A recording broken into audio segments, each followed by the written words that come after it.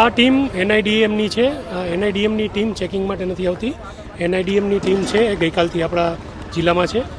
Disaster management point of વ્યૂથી જે આપણે તાલીમ આપવાની થાય એ તાલીમ માટેની આ ટીમ છે અને માર્ગદર્શન માટે એ લોકો આવેલા છે. ગઈકાલે જે આખો દિવસ સેમિનાર હતો એમાં સ્થળ ઉપર આપણને વિવિધ તાલીમો આપવામાં આવી.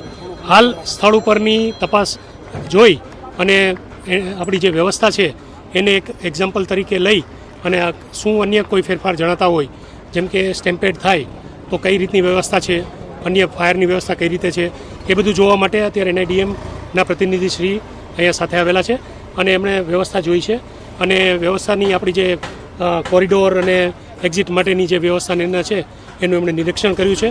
સ્ટોલ અને એની અન્ય જે વ્યવસ્થાઓ છે એમનું નિરીક્ષણ કર્યું છે અને આગળ ઉપર હવે એમને અમે મિટિંગ કરશું, ત્યાં કંઈ વિશેષ સૂચનો હશે તો એ ધ્યાન દોરશું. લાકડાના ટેકા ઉપર જે રાઇટ્સ ઊભી કરી દેવામાં એ વિષય ટેકનિકલ છે, એ આખો અલગ વિષયથી જોવાશે.